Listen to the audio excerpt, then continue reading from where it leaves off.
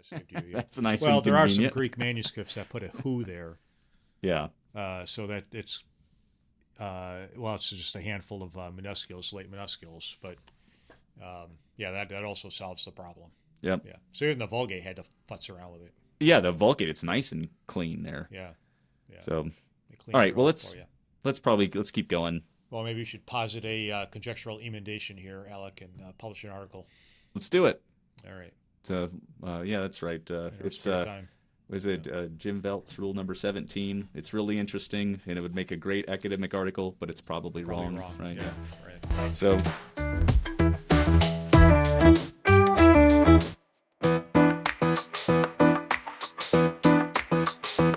Good day, everyone. I'm Jeff Kloha.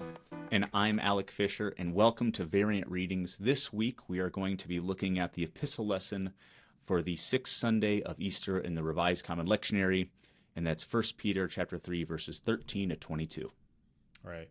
And the lectionary, last week it skipped around a bit. It moved or displaced chapter 2 to later, the beginning of chapter 2 to later.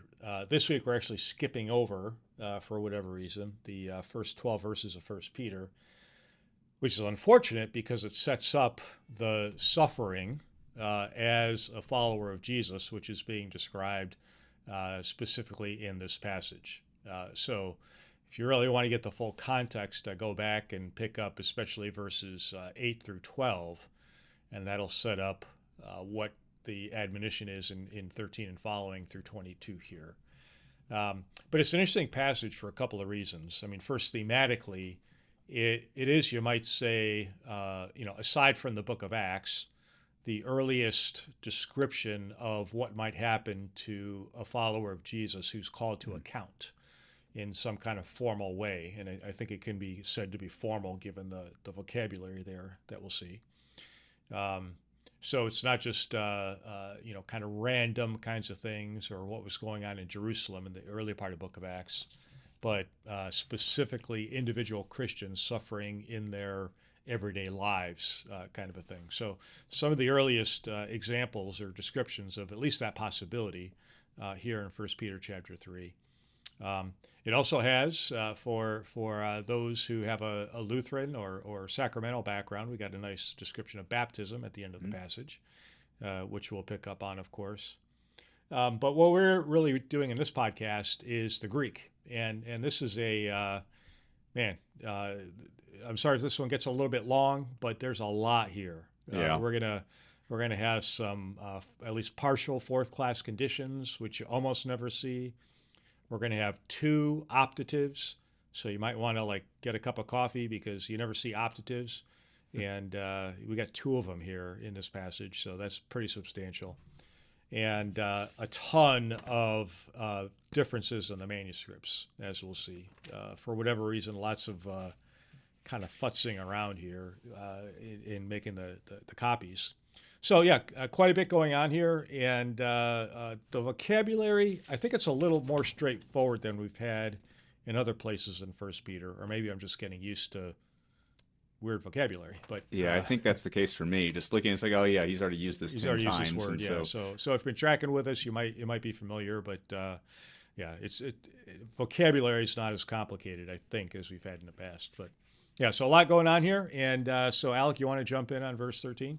Yeah, let me pull it up here. All right. Verse 13. Kai tis ha kakosin humas eon tu agathu zelotai genestha. And I should have inflected my voice a little differently or something because we're dealing with a question, right? Oh yeah. So well, in English anyway, right? Genestha? Yeah, I don't know. Genestha? Yeah. Sure, right. I don't know if they did that in Greek or not, to be honest. I guess, yeah, that's... Yeah, I don't know, honestly. Yeah, well, I get your question mark here, so now at least we've got it represented on the screen. Yeah. Okay, so we're kind of coming in the middle of, I don't know, in the middle of a thought with a chi here. Right. So I just want to highlight the verb really quickly. Kakoson. And this is an o contract verb. Kakoo, to harm, right? And it's here. So we've got the O contract and then a future active participle. So it's what, the one who will harm, and it's saying who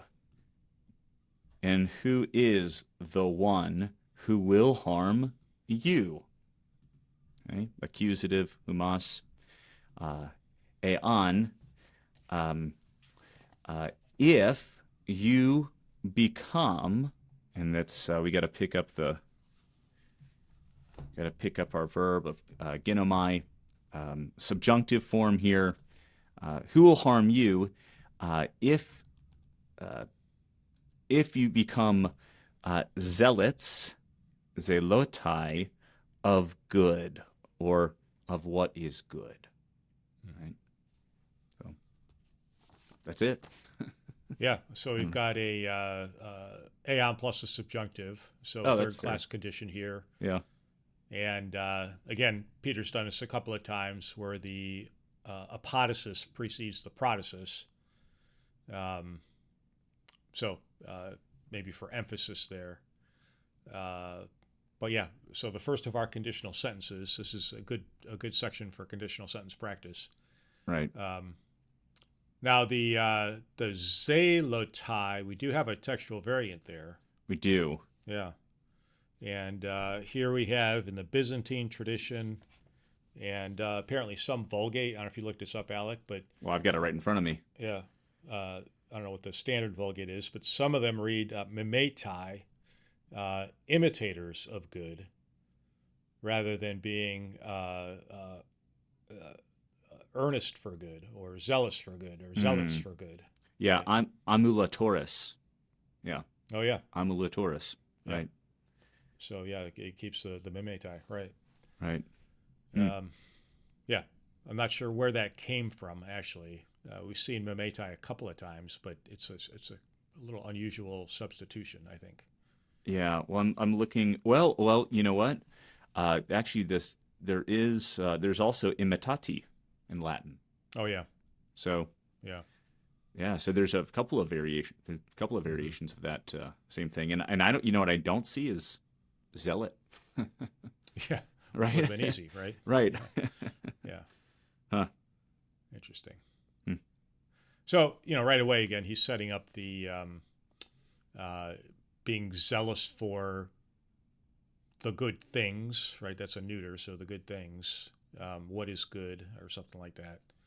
Yeah. And then bringing up the kakao, the kakao verb there. So the one harming you. So right away we're in this situation where he's getting into some form of persecution, suffering. Yeah. And I want to note here too, because this will come up throughout, the suffering is specifically for doing good things. It's right. not for believing things or even saying things, certainly not thinking things. It's for doing things. And I think that's an important distinction. Sorry to get a little into our present day context, but I think a lot of times we see or think of ourselves maybe as persecuted if people don't like our beliefs or things we post on Facebook or something. Right. But here it's specifically for doing good things, and that will track throughout this section. Yeah. I don't remember if you made this comment already or not, but I know that you mentioned the Byzantine variant. Did you say that King James does have followers of good? Yes, that's how it is. That's how it goes. Exactly. King James does stick with followers of that which is good. Followers. King James. Yeah. Yeah. Which right. That's fine. Yeah, that work. Yeah, it still works. It works. Yeah, I mean, not that different in meaning, but good. All right, so verse 14, and here's where it's going to get a bit. I might get bogged down, so bear with me here. Yeah. All right. Alai kai pasquete diadikesunen makarioi. Oh, there's makarioi. Good. Well, let's just do that. Yeah. So we got the verb pasqueta, and let's pick that up first.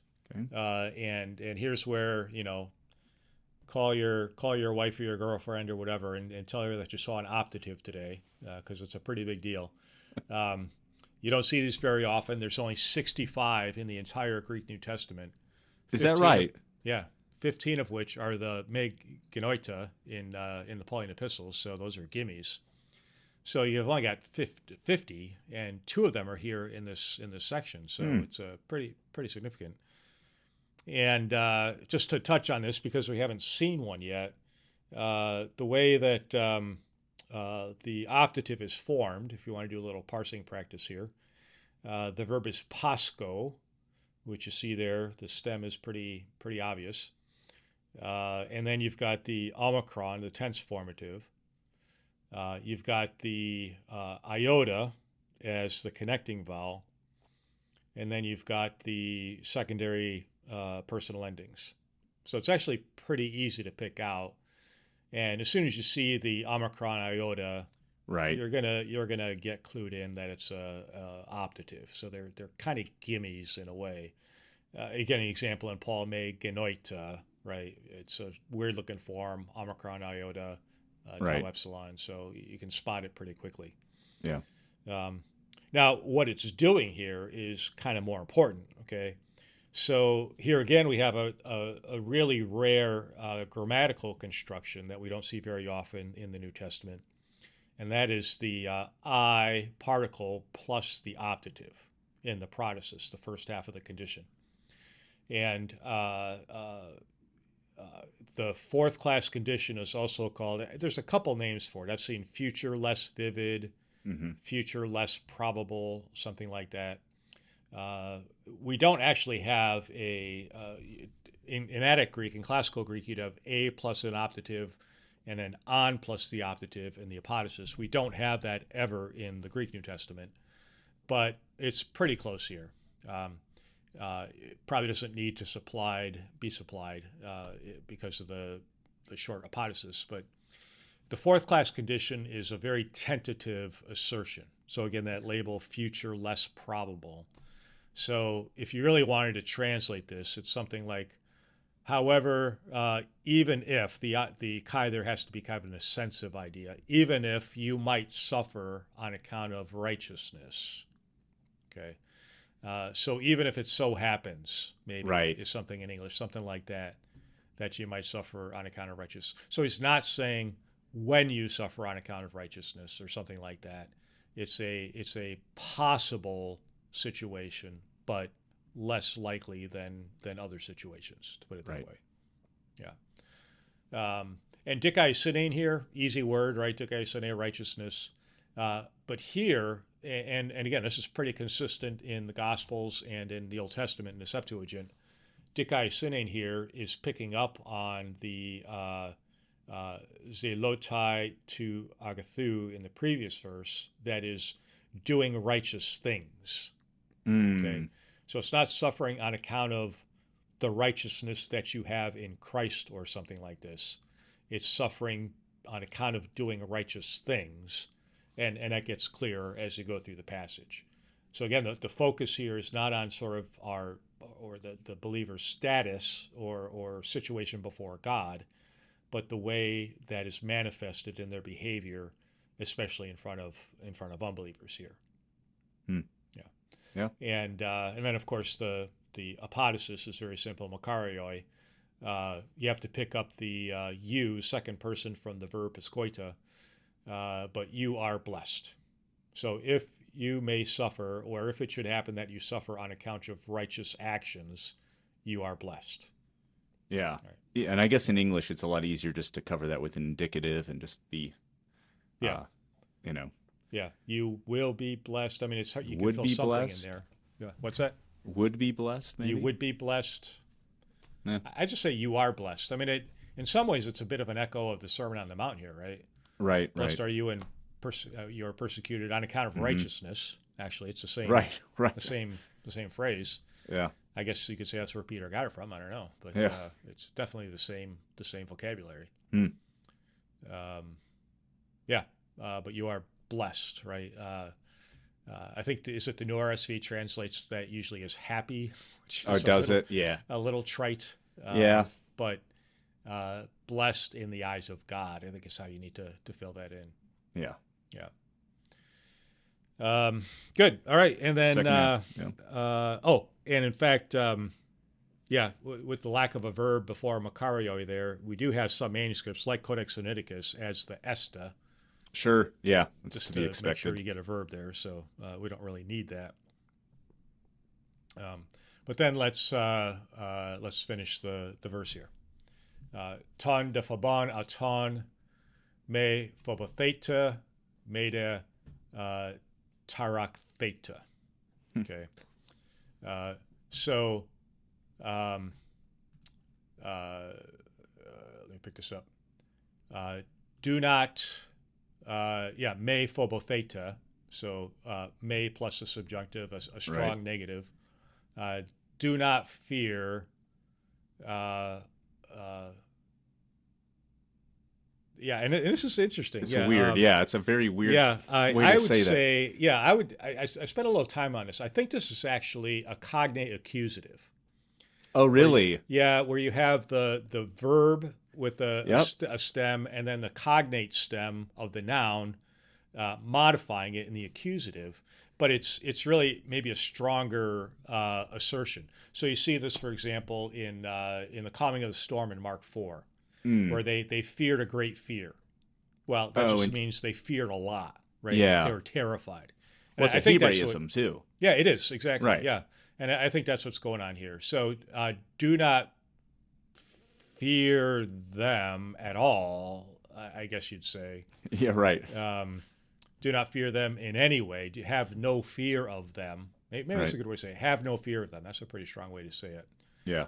And then me de nor. So me and then de. Tarak theta. So another subjunctive, another negative. And here tarasso, to stir up. So do not be troubled is probably a good way to say that. Yeah. So have no fear of them, nor be disturbed or troubled. Yeah. And it's funny, the ESV just says, have no fear of them. Like it does just take that route. Oh, it just takes it as a cognate accusative. Have no really? fear of them. Yep.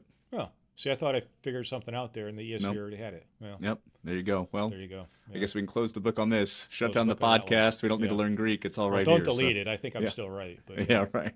All right. So, all right. Okay.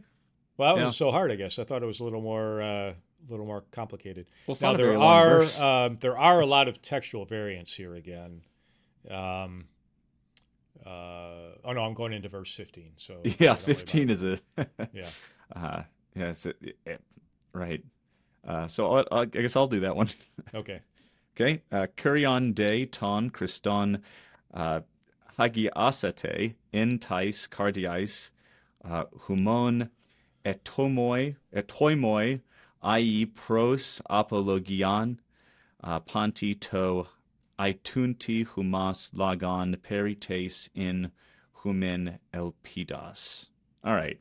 Talk about some weird stuff here coming off the bat, and it was interesting because I had to do a double take because I looked at it in Greek and then I looked at it in the ESV and then I looked at it in Greek and I thought there's some fudging around here with this one.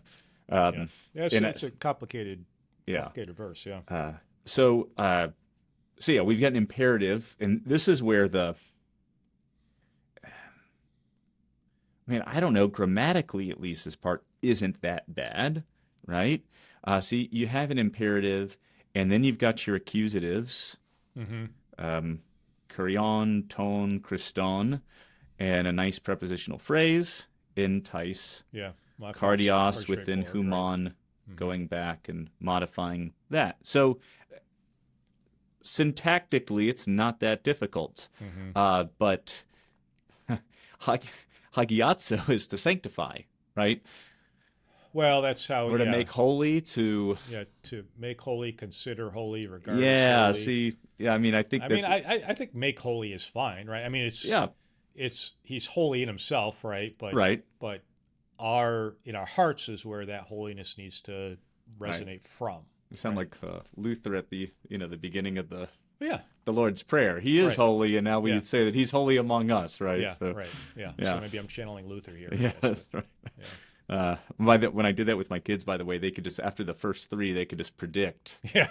It's like, all right, so he already does this, so we just ask him to keep doing it or Yeah. something. Ask All him right. to keep doing it. Yeah. Right. Yeah. All right. So sanctify, but sanctify Christ the Lord in your hearts. Oh, So, okay. So you're taking that as a positive. yeah, I don't know.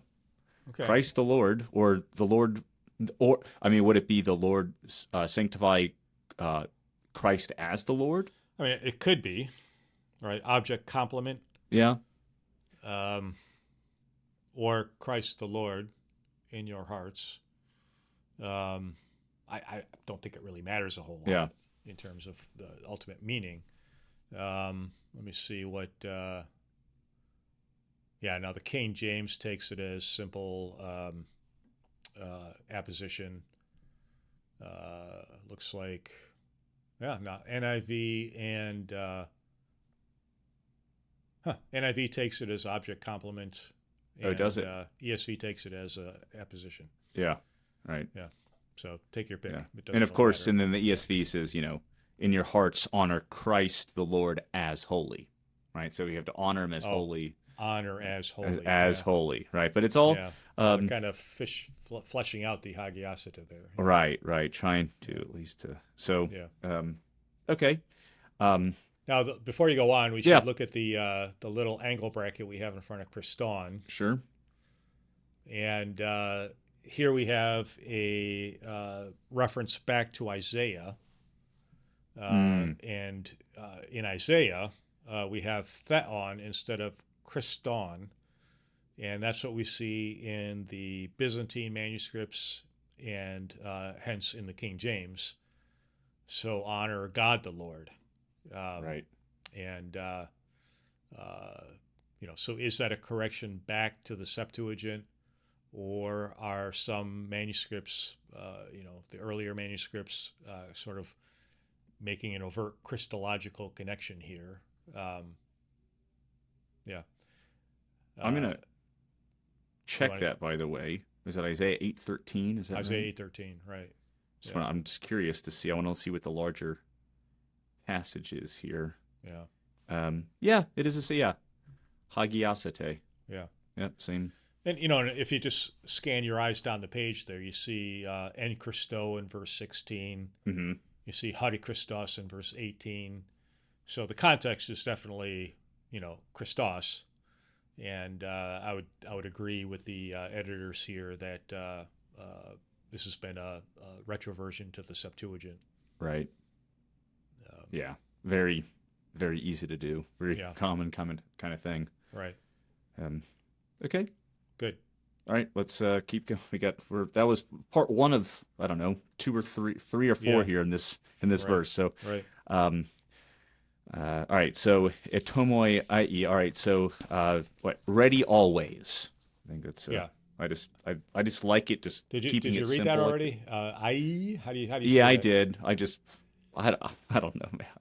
I Depends. Are you going to continental pronunciation or Yeah. Right. I. Yeah. There's a new book, by the way, on how they pronounce biblical Greek. I haven't read it yet. I got it sitting around somewhere, so maybe we'll have to talk about that sometime. But yeah, we should link it in the. Yeah. Well, I guess we should read it first and then link it. Read it first and then link it. Yeah. Right. All right. Yeah. Okay. So ready always, and then pros apologion. So apology. Okay. And I took pros plus the accusative. I said with the defense, right? Yeah. Okay. Pontito itunti humas, to anyone asking you, right? So participle, present participle, dative, singular, iteo. So to anyone asking you. Or we could maybe smooth out the English with the substantive, to anyone who asks you. Anyone who asks you. Either way, yeah. And then maybe a double accusative here, logon. Yes, exactly. Yeah, double accusative. A word or a statement, A almost in a statement. legal context, right? Yeah, yeah, but yeah, I know. I hate. I'm like borderline here.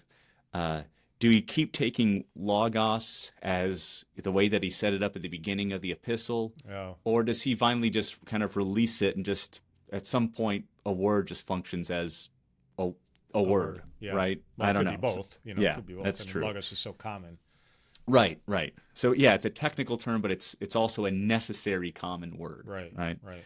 All right. So of the uh, word or defense or statement, perites in humin elpidos. See, I think Yep. that's the way to, even way to pronounce it, perites in humin elpidos, Yep. for concerning the within you hope, the hope within you.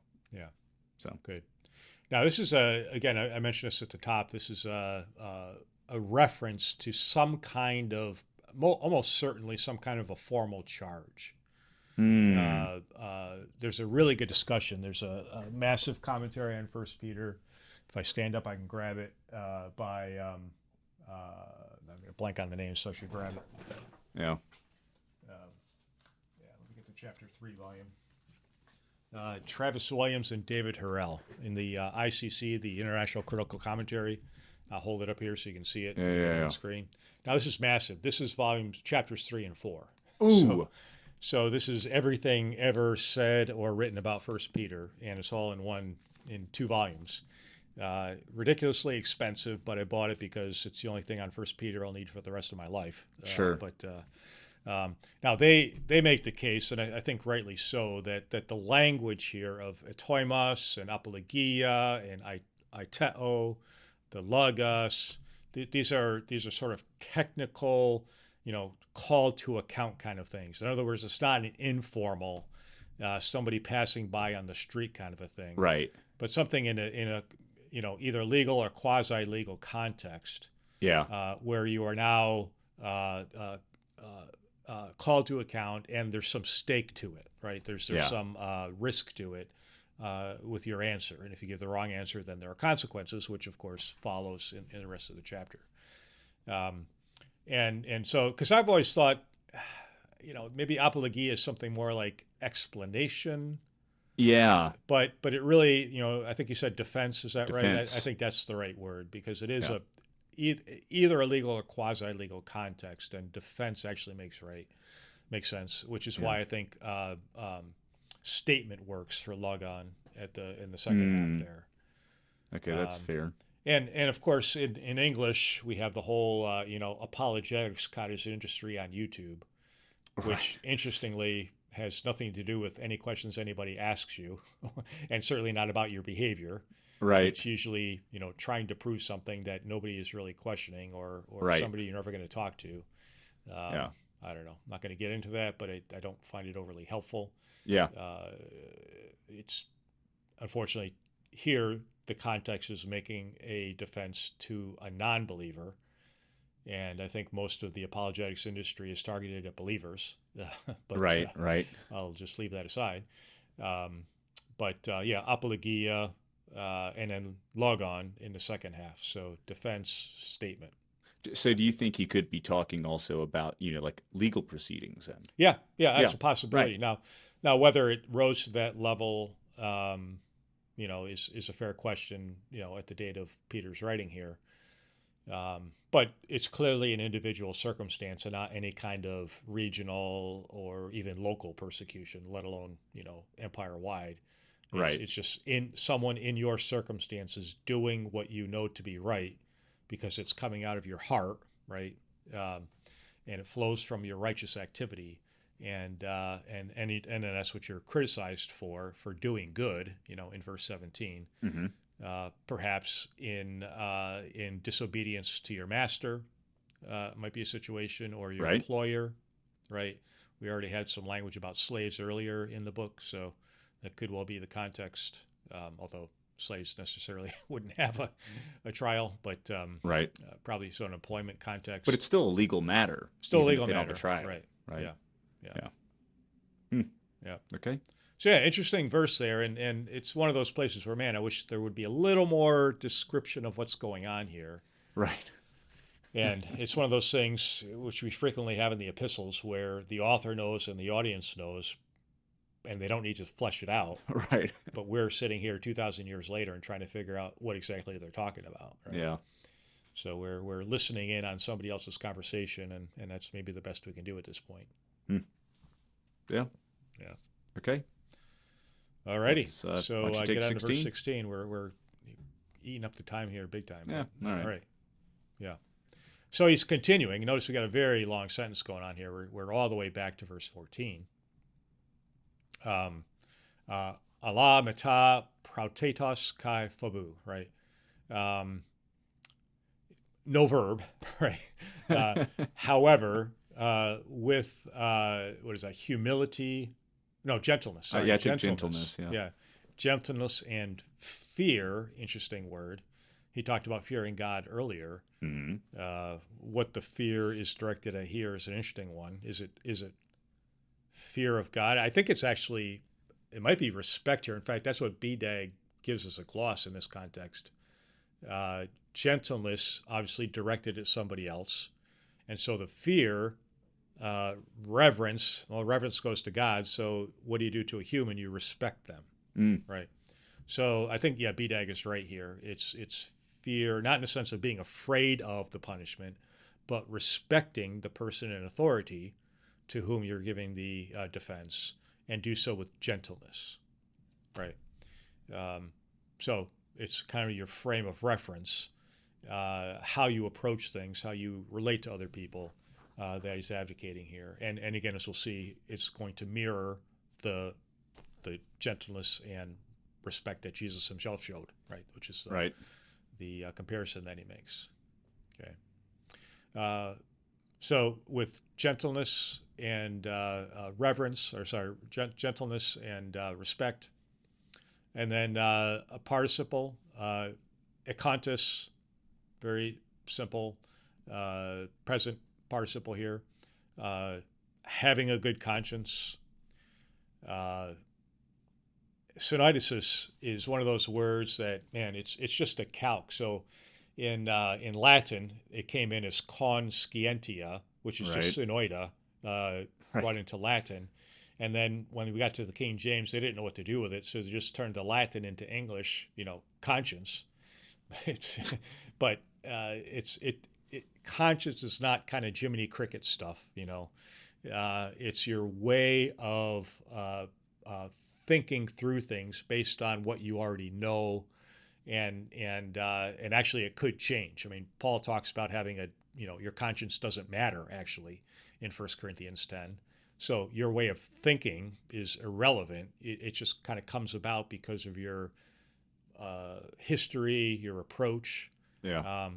Here now, Peter's using that kind of an idea, your way of thinking about things, but here it's specifically modified as good, agathane, right?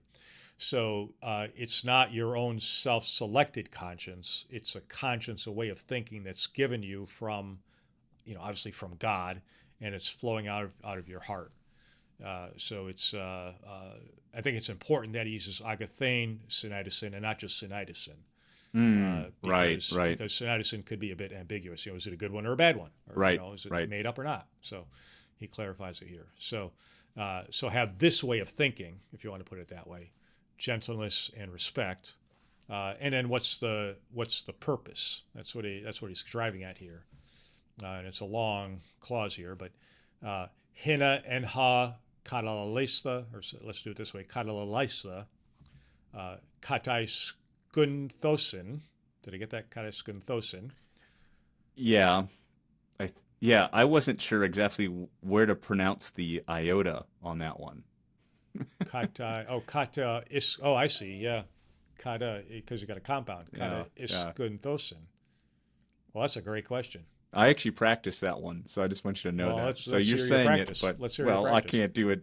Well, kata iskun. Yeah, I think you're. it. Actually, I think you're right. Yeah, I just kind of buzzed through it. Yeah, kata iskun. Yeah. Well, yeah, because it looks like a diphthong, but yeah, it does. Right. Yeah, I just buzzed through it. Okay. Nice call. So anyway, let's get the subject. Hoi eperiadzontes humon ten agathane en Christo anastrophane. So notice we got again agathane, Right. anastrophane to pick up that idea there later. So why do this with gentleness and respect, having a good conscience? It's because, in order that when you are slandered, when you are spoken against, so en ha is at the time when, Right. dative of time, very Yep. common phrase in Greek, en ha, in the New Testament. In order that at the time when you are spoken against, maybe slandered even, katalaleo. Mm-hmm. I think that word's used in the Septuagint, right, in Isaiah? Could be. Well, But yeah, I don't anyway, know. when you are slandered, the ones reviling your good behavior in Christ might be shamed. Right. Yeah, you got to come Passive. back for Yeah. the You got to come back for the for verb. Yeah. Right. So, maybe you want to keep it in the front in order that at the time when you are slandered, they might be shamed. So it's interesting he juxtaposes those, slandered and shamed right next to each other, Yeah. probably for emphasis. And then the ones reviling you, present participle, your good, actually, it's not revising you, it's reviling your good conduct in Christ. Anastrophe is your Right. manner of life, your conduct, your way of carrying yourself. Right. And he even taught we covered this a few weeks ago because he used the same word previously, I think in Right. chapter 1, Right. right? And it's the Yeah. same So kind of thing. it's really neat that he connects agathane synedicin and then agathane anastrophane. Right. Right. So from the right conscience comes the right conduct, and so when they slander you, speak against you, it's irrelevant. It's shame on them because they don't know the agathane. They don't know the good, and especially the good one. Right. Now it is interesting. I just noticed this too, that the en ha is at the time when, which doesn't sound very indefinite. We talked about the I piscoita as a future less Right. vivid, if it might happen. And then here it's like, well, it's going to happen. When it happens, yeah. Yeah. When it happens. So, it's an interesting shift there. Yeah.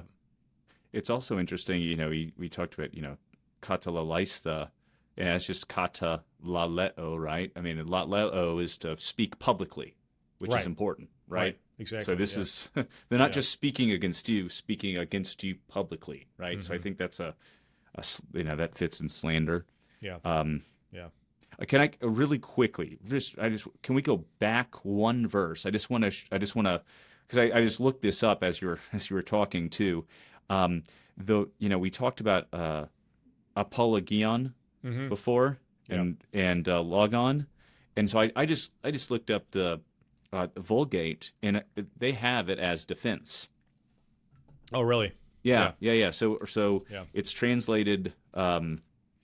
Defensionem, and then logon is rationem. Oh, yeah. So rationality, right? Your explanation. Explanation. So, but Yeah. and and I like your point about the way of life thing that you've been kind of stringing through here, the anastrophane. Again, and that's what he's been doing, right? You've got a new way of life, and that way of life might be attacked, and you're it's offensive. Now in this realm, in this kingdom, right? And you've got this other way. I mean, you got agatho poiuntus in the next verse, right? I mean, he's been hammering this again and again and again, right? Quite clearly. Now, you want to talk about the variate? Yeah. So here we do have a longer reading in the Byzantine text. Yep. So, kadalosen humon hos kakapayon. So slandering you as an evil doer. I love that word. Right. Kakapoion, evil doer, right? Yeah. Or a wicked doer of wickedness, whatever. Yeah. Now, you see that in the Byzantine text as evil doers, whatever, comes into the King James. However, this is almost certainly carried over from 2 verse 12. Where Yeah. we have the same phrase. So they're just bringing a parallel, expansionistic parallel from 2:12, and almost certainly a secondary insertion into Right. chapter 3 here. Right. Yeah. So if you're in a Bible study and somebody's Bible has this and the other one doesn't have this, people aren't trying to steal words out of the King James or Right. something, right? Yeah. But I think it is an important, because the point Peter's making here is you're doing good things. Right. And they're slandering you. I guess you could say as if you were an evildoer, might be implied or something like that. Well, yeah, they're saying that you're doing bad things. Yeah. Which is what slander is. Right. Yeah, saying the opposite, speaking the opposite. Yeah, speaking Right. against. Yeah. But again, you don't need it. The context is pretty clear as to what's going on here. Right. So again, then a point on top of that is that even though there's variation, it's not really saying anything different. Yeah. It's Right. Okay. Good. All right. 17. I like this word. Kriton. Kriton. It's closing one syllable, opening another syllable, I guess, with the two towels or something. Well, now in Attic Greek it'd be Christon. So yeah, the double towel. Christon. All right. But anyway. Well, we'll use that. We'll be just fancy here. No.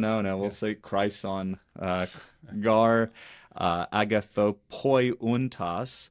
I theloi ta thelema tu theu paskine e kako poi untas. So there's your kakapoientas there. Yeah, a lot of there you go. There it is.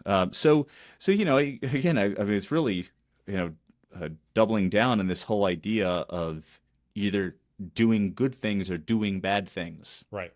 Exactly. Not just thinking something. Right, or beliefs or something like that. Yeah.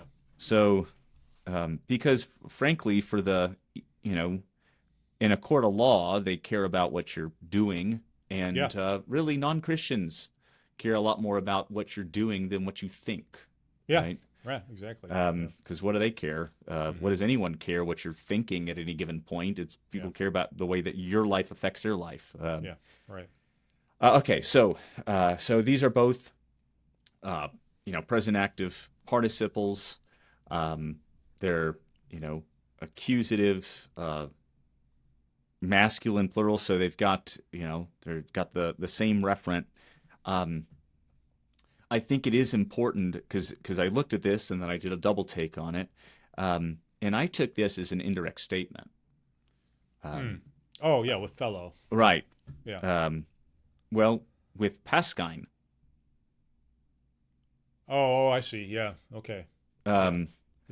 So I took it as a it made sense to me when I read the last part, paskine a kakopoi untas, right? So I'm just gonna shelf this first part. Okay. Just shelf that, and start with I theloi. Okay. All right. Good. So. And this is also kind of a weird thing to say. If the will of God should will, if the will of God should will, and again we've got this fourth class condition, protasis. So we've got I plus the optative. Another optative. Yeah. Another optative. Chance to talk about an optative. Right. Yeah, that's right. Yeah. And again, that omicron iota. So if the will of God would will it, should will it, if this should happen, and when you now a verb like to will something, will, want, desire, think, say, then you kind of have to bring in, all right, so what is the will? What is the direct object of that will? Yeah. Right. Right. And in the different cases, they've got a way of creating clauses, a full clause. So we Oh, talked yeah, last yeah. time about, Right. genitive absolute. Right. A nominal clause is how you do a nominative, right? You have nominatives with a linking verb or something, right? The accusative likes to have the accusative case with the infinitive of the verb, and the infinitive technically is a verbal noun, Yeah. Right. right? It's technically a verbal noun, Mm-hmm. and Greek doesn't like to use a gerund, right? It likes the Right. infinitive, right?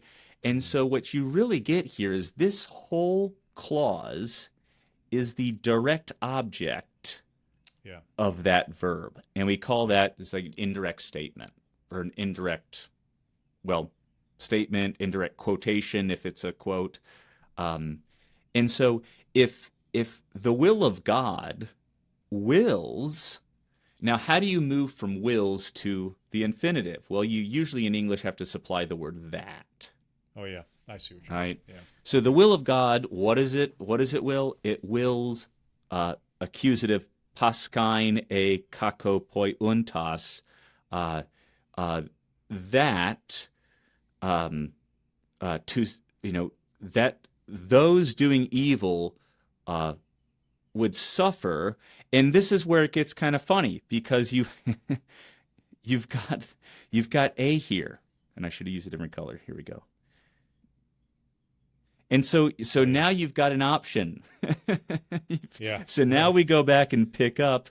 That's why this Yeah. agathopoiuntas is in the accusative in the first place.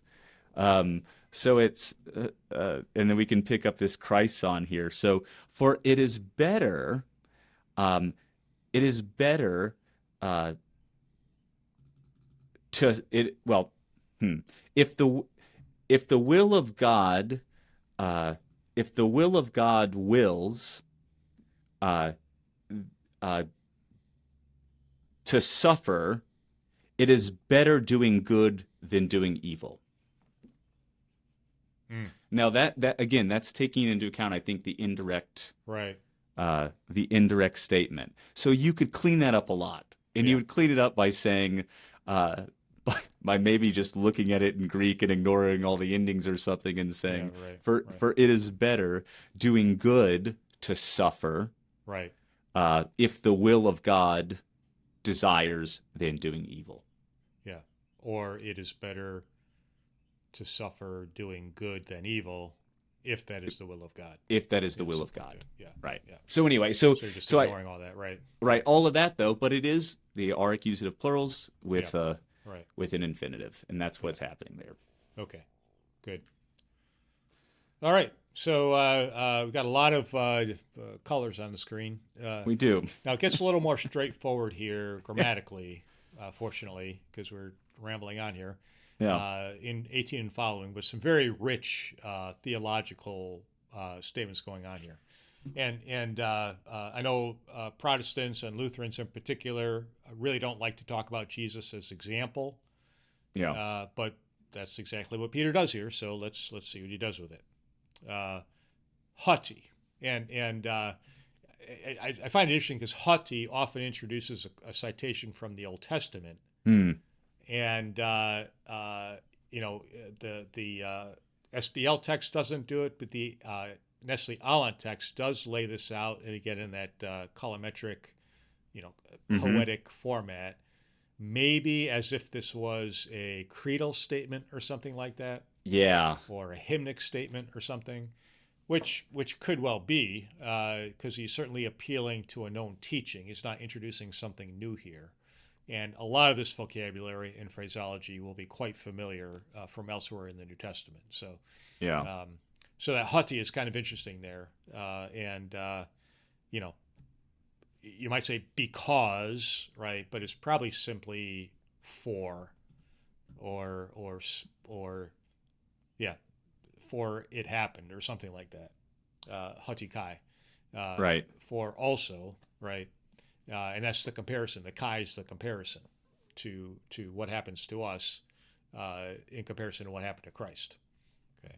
So anyway, haughty kai Christos, hapax, Yep. That's where your word, by the way, hapax legomenon, Yep. comes from. Once. So Christ suffered once. So it's a, what is that? A ordinal numeral. It's the order, once, twice. No, wouldn't No, that no, be it's a first? cardinal. No, it's ordinal, neither. cardinal. It's neither. Cardinal Sorry. is one. Yeah. Ordinal would be first. Yeah. So what is it? I don't, an time? adverb? It's an I don't adverb. know. You're right. It's an adverb. I should just shut up. You can delete that. All right. So Christ suffered once, and then this interesting phrase, peri hamartion, concerning sins. The preposition peri plus the genitive. We're going to have a huper later on. So, these prepositions sometimes work a little funny in these kind of creedal sounding statements. Well, Yeah. Hugh Houghton had an interesting comment on that. Ah, Yeah, okay. So this is what he said. While huper harmation is preferred in the Pauline corpus, Yeah. apart from Hebrews, because Hebrews technically is right. Pauline corpus, right? All right. Wow. Peri tone harmation is more common in the Catholic epistles. Ah, So this is a interesting. stylistic difference. So concerning sins versus because of sins, huper, right? Yeah, huper would be concerned. And of course, that's the textual variant. Right. Right. And other additions there include, there's all kinds of stuff going on there. He died concerning sins. He suffered concerning all kinds of stuff going on there, just to clarify what he's doing. But anyway, let's pick up the verb, though. Yeah, right. Do that. So Christ, and there's pasco, so he picks that verb up again. Even though it doesn't look quite the same. Here we have the aorist, but it's the same stem that we've had a couple of times now. So Christ suffered once concerning sins, righteous one in place of, right? Can we do it that much? Huper with the genitive. Do it that much? For. Well, Yeah. that's quite a theological, right? Yeah. In the substitutionary atonement language. Yeah, The yeah, righteous one for unrighteous ones, plural. Right. And notice he picks up dikaios language again, back to the dikaisune that we had earlier. Right. So again, he's righteous in that he's doing righteous things and suffering unjustly, as opposed to unrighteous people who do unrighteous things and therefore are suffering justly, right? Right. Yeah. All right. Anyway, it's really fantastic how he's consistent with the vocabulary here. Very much so. Yeah. Very, very slick. You think he had a little help along the way here or something? Right. Anyway, it's kind of a joke, like inspiration. All right. All right. Hina, so nice purpose clause. Hina humas prosagage to theo. Yeah, in order that he might, go before us to God. Or bring. Bring, Prosago. Yeah, bring forward, right? So prosago, bring us forward to God, in a sense of in the presence of God. So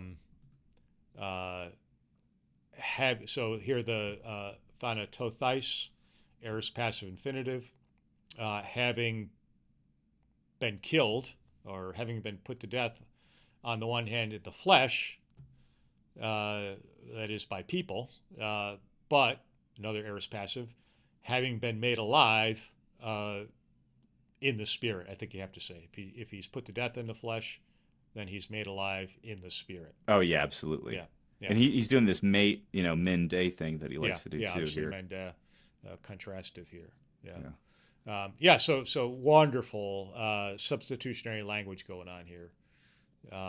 Righteous one for unrighteous people, bring us into the presence of God, being put to death by unrighteous people, being put to death in the flesh, but made alive in the spirit.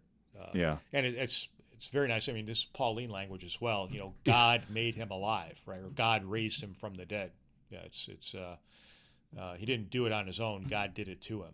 Yeah. Yeah. Well, even I'm thinking of the sarki noimati as I mean, I don't when I think of First Peter, I don't normally think of that distinction, flesh and the spirit. Oh, right. Like, right. but it's there. It's Yeah. There it's it is. Paul Right. too, and it's there. Mm-hmm. Yeah. Good. Okay. Alrighty. Yeah. Good stuff. Rich, but pretty straightforward Greek. Okay. Now I get a short one. So, Okay. all right. In ho kai tois in fulake noimasin por oithais eke ruxin. Okay. Well, all right. So yeah, it's short, but now we get to the interesting stuff here. Mm-hmm. All right. So and now this in ho thing. Oh yeah. So we did it back. What verse was that? That was Yeah, it was verse 16. was it 16? Yeah. 16. All right. So that when you're slandered, okay, and now again when, Yeah. and I just took Kai as also, right? So when also, tois noimasen, to the in prison spirits, to the spirits in prison, and has he used noimasin? The word that he's been using has he referenced spirits yet? I mean, we haven't covered the entire book, but I don't think so. I don't think so either. Yeah. So this is so we've got alive in the spirit, and now we're talking to spirits. All right, so we're talking to spirits about spirits. When also to the spirits in prison, and then poroithais, that's poroiomai, right? So aorist passive participle. So coming to the spirits.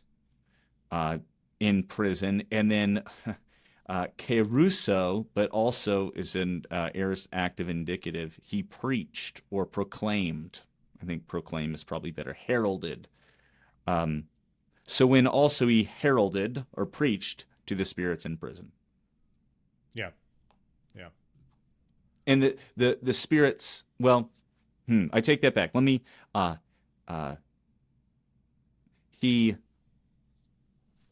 Let's do something better with the aorist passive participle, though, I guess. Right? So he, having come to the spirits in prison, he proclaimed. Yeah. Yeah. Yeah.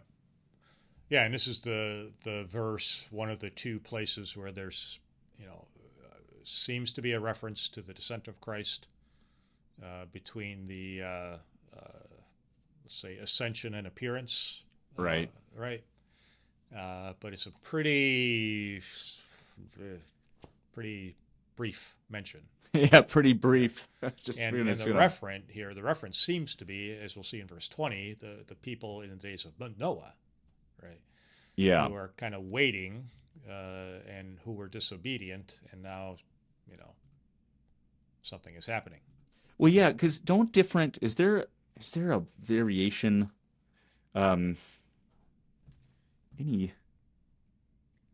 Let's see, 19. Well,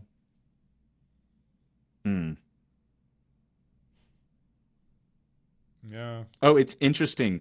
P72 has noimati, singular. Oh. Who is that? Yeah, who is that? That's got to be wrong. Obviously, assimilation to the verse 18. But yeah, I guess so. But that's still kind of interesting. Yeah. Yeah. Okay. Well, let's do 20. Or wait a second. Actually, can we back up? Sure. Can we back up? I think I might have messed something up here. Because I said when in ha. And I was just kind of, could it be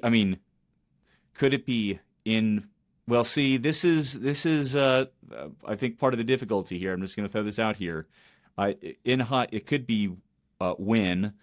But there are translations that take it in which. Oh, yeah. So in the Spirit. Right. Yeah. Yeah. So, In the you know, Spirit. Yeah. Having and those, gone, he preached to those in prison. right. And those mean different things. Yeah. I mean, one is a time one, and one is in the condition he is, or something like that. Yeah. Right. Yeah. So, well, moving on Yes. to the next verse. Okay. Well, take your pick, I guess. Good luck with that one. Yeah. Yeah. So let's do verse 20. Now, out of the blue, he picks up Noah, right? And we're probably dealing with some Jewish traditional literature here, some Yeah. intertestamental material, which we won't get into. We're just doing Greek here, but so who are the spirits in prison, and the people in Noah's day who? Well, let's just see what Peter's describing here. Yeah. Apaithesasin patahata. I love that patahata. Apextekata he tu theu makrathemia. Yeah, let's just do that much. All right. Yeah. So pata, once or previously, and then apatho, literally disbelieved, right? Not persuaded. Not persuaded. Oh, I like that. Yeah. But usually this is translated disobeyed, Right. which would keep with the action theme that Peter's had here, the doing theme.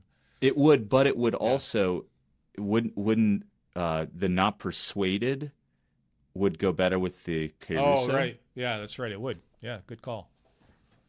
Yeah. Which also places it, places it, all right, so they were not persuaded. When were they not persuaded? Right here, they don't seem to be persuaded. So did the proclaiming then happen way back with Noah? Right. Yeah, I think it is referencing back to Noah. Yeah. Because he does the once and now kind of theme here. But yeah, let's finish it off. Because they were not persuaded. And I think I'm taking that as a causative, right? Because they were not persuaded.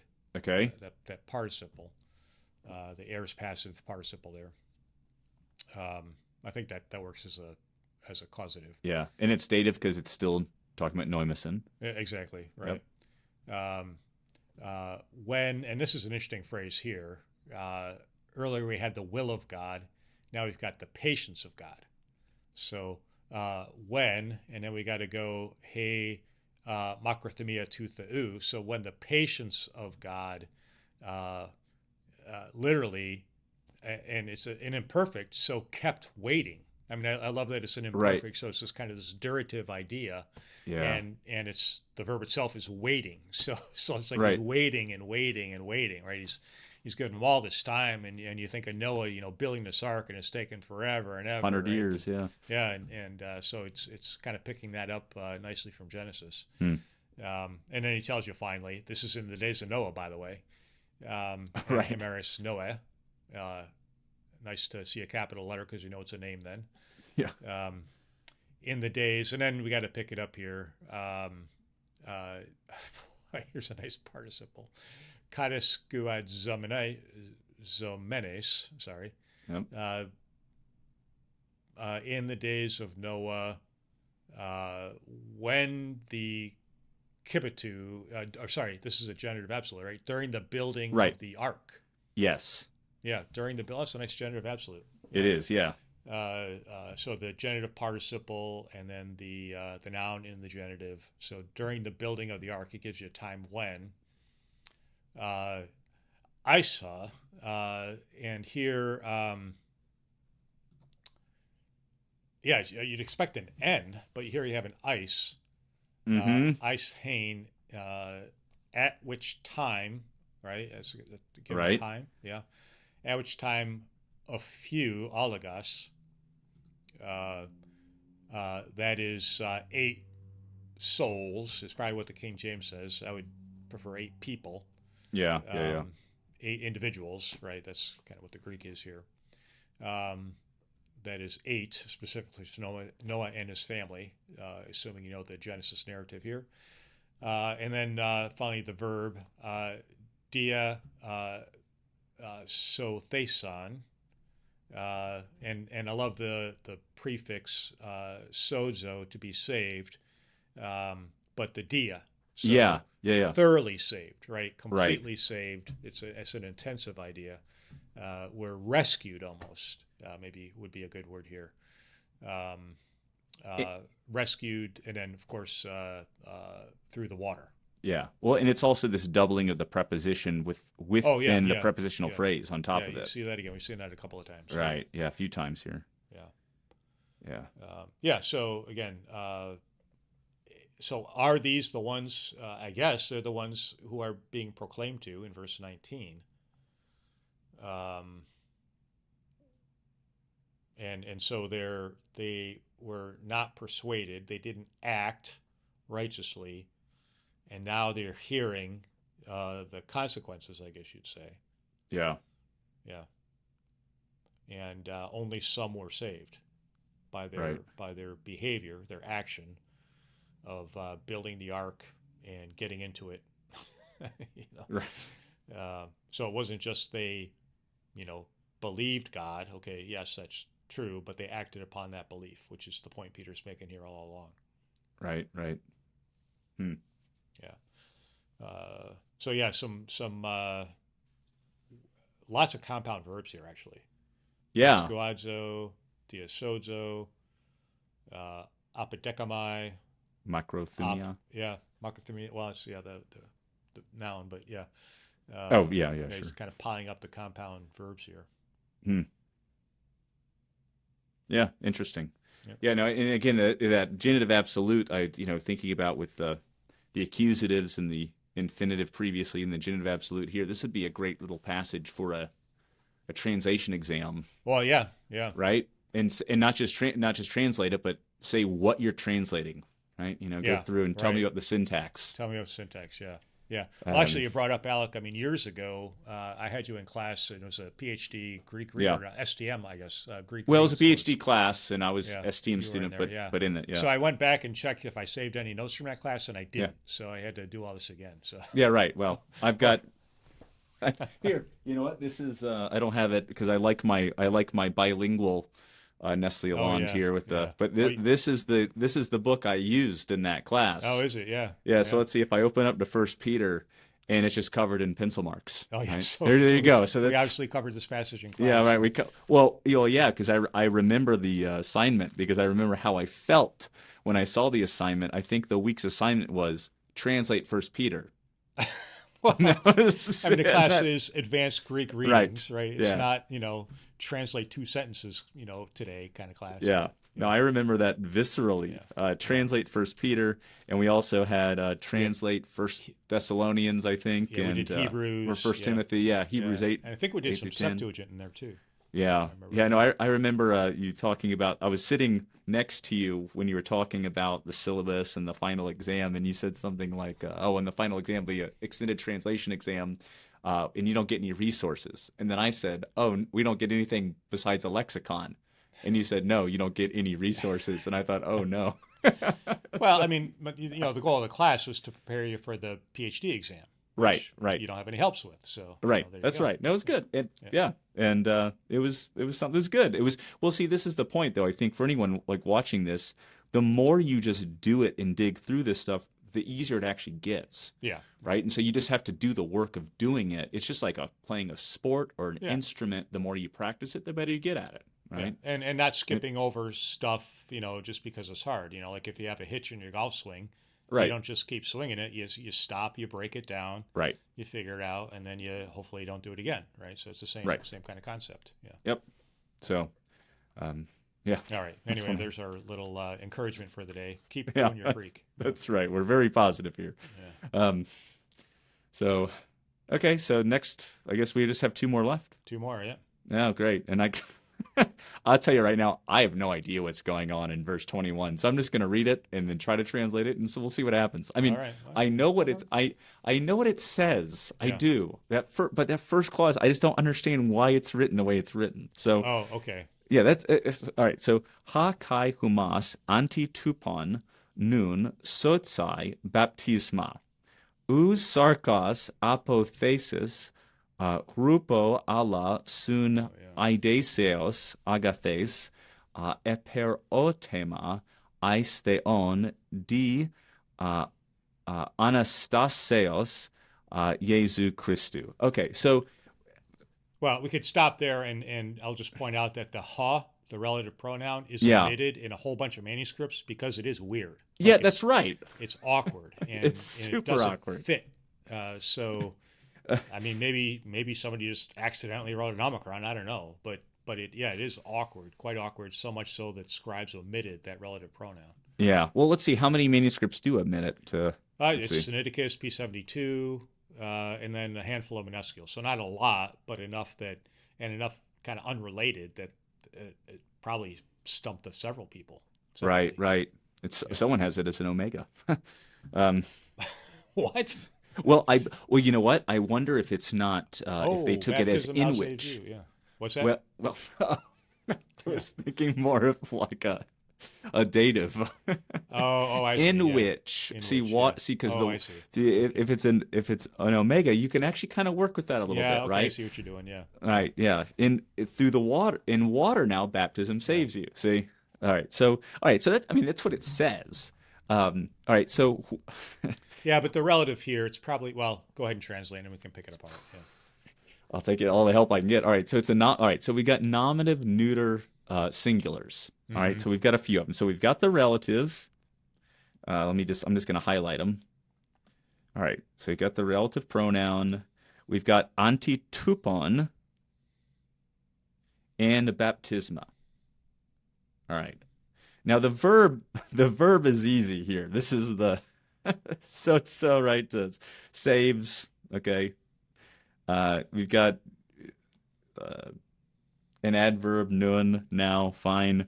Humas direct object easy. All right. So Mm-hmm. so we know what's doing what to whom and when it's happening. Yeah. Right. Okay. Uh so so we know that we could say the antitype is the baptism, Mm-hmm. and these are the nominatives, so that's now saving you. And I think even in your translations, right, it'll say baptism now saves you, right? Yeah. Um, Or maybe this baptism now saves you, or something. yeah. Uh, Well, and yeah. now the ESV says the baptism which corresponds to this.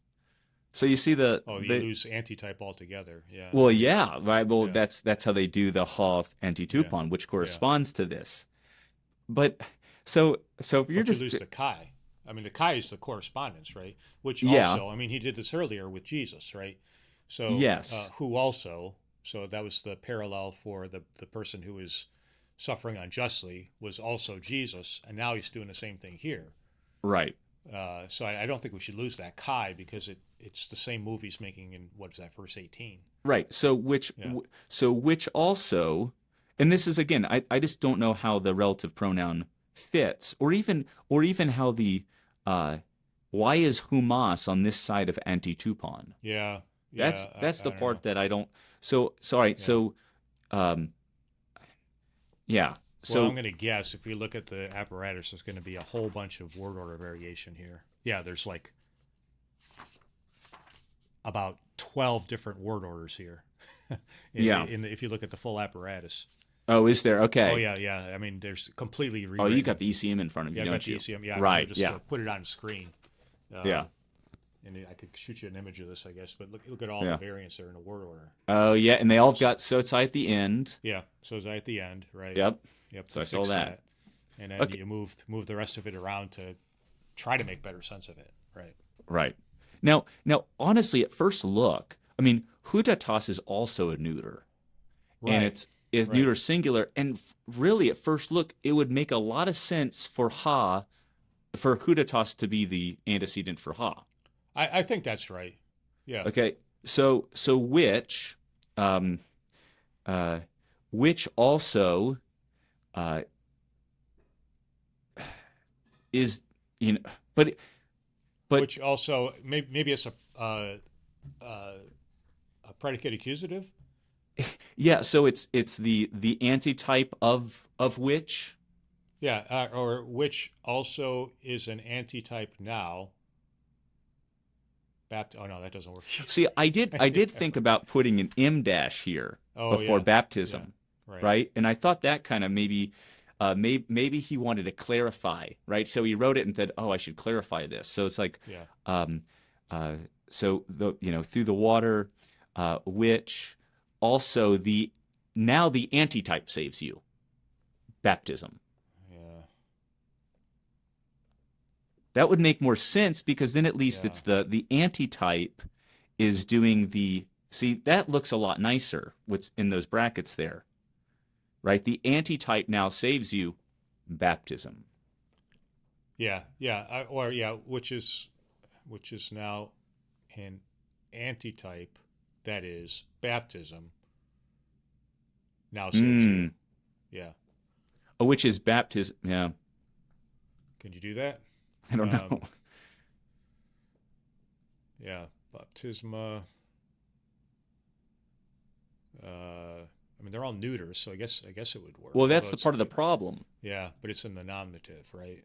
Yeah. Baptism saves you, which also now is an antitype. Right, which is also the. Well, see, that's what I was thinking is maybe, which antitype, which also is antitype. See, the omega makes it nice because you could say for which works, the antitype saves you, or by which the antitype saves you, baptism. Right. Yeah. The omega is really nice here. Yeah. So maybe we should just do that instead. Just have an omega there. So. Yeah. But I mean, no matter what, grammatically, it can't be anything. See, the antitype saves you. Yeah. Baptism saves you. Like, no matter how you put it. Right. That's what's saving you. Yeah. It's just, how do you render that somehow in English? This corresponds to, or is the antitype, the fulfillment, to use that kind of language. Yeah. Greater fulfillment of the water being saved through the water in Noah's flood. Right. Right. Right. And I also like the juxtaposition of the, Noah's flood, that I guess in the ark, but that saved the 8, and now baptism saves you. Oh, yeah. Yeah. Right. I just thought of this. I believe, and this is way beyond the Greek, so I'm getting off the topic because this is a really difficult passage. But am I right on this? I know the early baptism fonts going back to like 4th century are 8-sided. Yeah, oh yeah, that's a thing. And is it a reference to the 8 in Noah's flood? Oh, I don't know. I always thought it was the 8th day of the week. Oh, yeah, the new creation. Okay. You're right. But it doesn't have to be only one or the other there either. Right. Yeah. See, so all right, in Latin. Yeah, what do they do with this? Well, cuius antitypum, the whose antitype. Oh, yeah. Baptism also saves you, or has saved you. Has saved you. Yeah. That's nice. Well, and there are convenient. some Greek manuscripts that put a who there. Yeah. So that it's it's just a handful of minuscules, late minuscules, but that also solves the problem. Yep. Yeah. So even the Vulgate had to futz around with it. Yeah, the Vulgate, it's nice and clean there. Yeah. So, all right. Well, let's keep going. Well, maybe we should posit a conjectural emendation here, Alec, and publish an article. Let's do it. All right. So, yeah, that's right. It's was it Jim Velt's rule number 17? It's really interesting, and it would make a great academic article, but it's probably wrong. Right? Yeah. Right. So, all right. Yeah. All right. Who's in all of our spare time while we're doing this? So, okay. Not. It's just verbal noun, not removal of dirt from the flesh. I mean, it's interesting that it uses sarx and not soma here. Oh yeah. So not the removal of dirt from the flesh, Allah, but eperotema,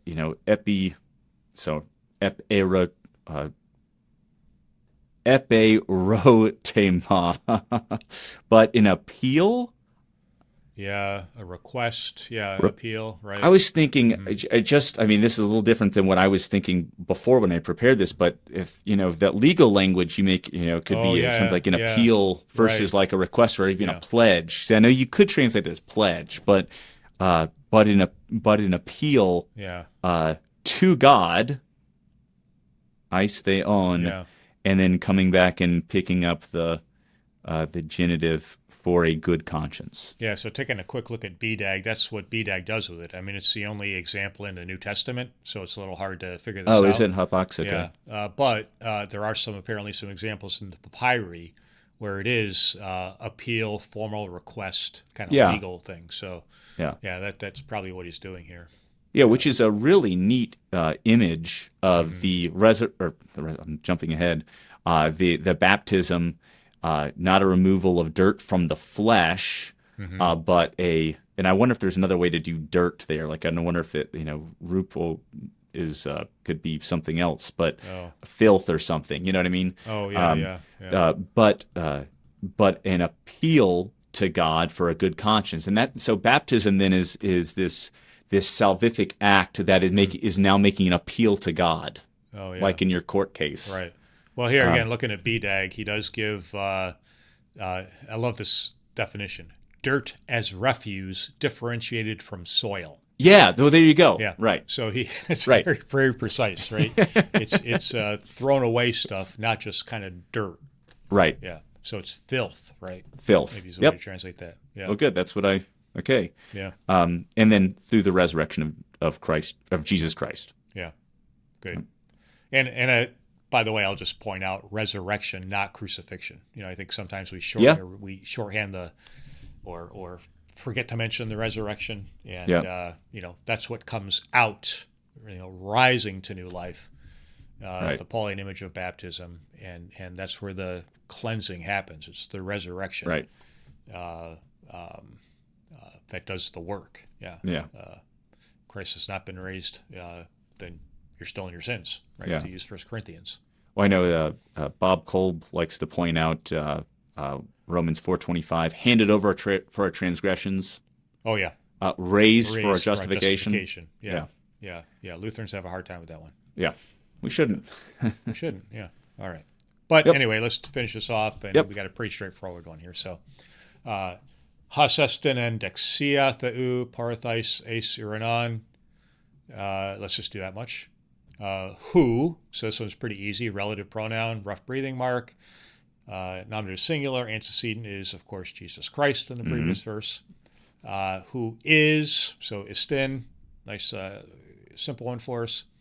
And then endexia, this would be a locative, right? End with the dative is a locative. Who is at the right hand of God.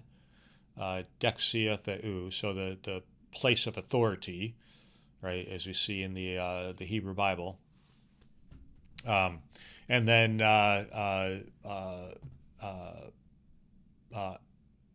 porthais eisaranon, right? So having, and you got to do this as a passive, right? So who has been brought up, I guess you'd have to say, who has having gone up, but it's parumai, right? So I guess we could just take it and as... I think this is a good juxtaposition with the preaching to the spirits in prison.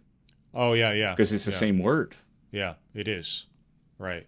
It's even the same form. So I wonder if there's... Oh, yeah, you're right. Where was it? Oh, yeah, 19. End of 19. Yeah, right there. Yeah. Oh, yeah. Nice recall. There we go. So having gone into heaven, And then the aorist passive participle, having been subjected to him, hupatasso is the verb here. Yep. Having been subjected to him, angels and authorities and powers. What are these things? We're not going to get into, but the point being, everything, and this is almost Philippians 2 language. It is, yeah. On the earth, under the earth, over the earth, everything confesses Jesus Christ is Lord. Same kind of theme here. The spiritual beings have been subjected to him. Yeah. And this is another really big genitive absolute. Oh, yeah.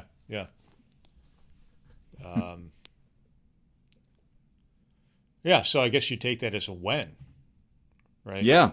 Who is at the right hand of God, having gone into heaven, when, and with the aorist, we take that as a after, right? After the angels and authorities and powers have been subjected to him. Yeah. Had been subjected to him. Yeah. Or were subjected to him. Yeah. Good. So it fortunately wraps up nice and clean with a good Christological theme again. So we go from Jesus suffering and for unjustly, and then it comes back to his exaltation. So again, actually similar to what you get in Philippians 2. Yeah, very similar to Philippians 2. Where you get the emptying himself, the kenosis, and then the exaltation. Raise him to the highest place, give him the name of every name, right? And sandwiched in that then is this how does it come to us? And that's where you get the verse 21 baptism language, right? And the Noah stuff is prologue. The baptism is present, right? The fulfillment, the antitype, and then a beautiful language of removal of filth. Yeah, that's good. Yeah, from the sarx. The sarx. Yeah. Well, I see. I think that's interesting though. So it's but it's not just the removal of filth, or it's not. Oh, I'm sorry. And I think that's I'm actually sorry. It's a metaphor. It's but it's like it's not the removal of filth from the sarx, because the sarx is a no-go. That's kind of how I took it. Is that it's a you're getting a clean conscience, a good conscience, rather than the sarx. Yeah. Oh, and we shouldn't miss the connection. We had good conscience earlier. Right.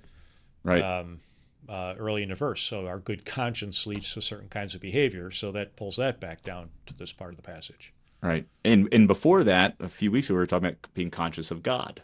Right. So, yeah. Wow. Well, there's a lot here. I know we went way over time. So if you're still with us, send me a text and I'll give you a cookie or something. I don't know. But you're gonna be held to that, Yeah, that's fine. That's a little cheaper than buying dinner. You've really lowered your standards here. Not going to buy dinner. Right. We got a few people watching now. So I'll buy you dinner if you come to DC. That's fine. Yeah. Well, I mean, in 13 all the way to 22 was some of the most difficult Greek in the New Testament. Right. It'll take a little bit longer. So do this in a couple of shots. It's definitely worth picking your way through it. And it's great practice. And we saw some optatives, we saw some conditional sentences, genitive absolutes, all kinds of good stuff. So I probably had this on the exam, 10 years ago, whenever that was. Yeah. And I assume you passed because you're here. So. I guess so.